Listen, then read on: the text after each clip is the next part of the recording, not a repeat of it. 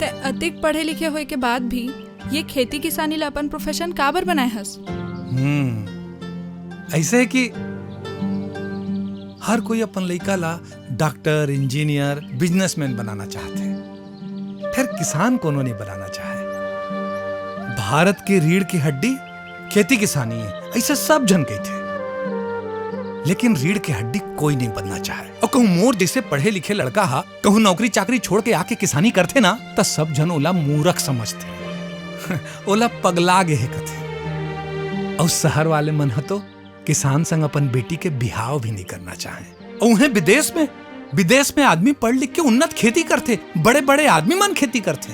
और हमारे यहाँ खेती किसानी ला कम पढ़े लिखे जन कुछ काम नहीं जाने उनखर काम समझते। बस किसान ला किसान हाथ आए ऐसे कह के छोड़ देते।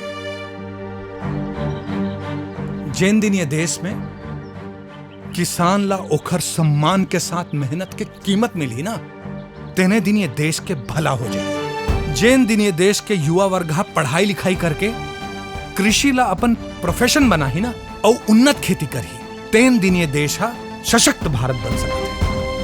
अरे जान बचाने वाला डॉक्टर ला तो भगवान के रूप कथे, और अन्न उपजाने वाला किसान भुइयां के देवता ला बस किसनहा बोल के छोड़ देते। किसान है, अन्न है, अनाज है। किसान है तो गांव है, समाज है। किसान है तो कोनो भूख नहीं मरे है। किसान है तो ये दुनिया के पेट भरे है।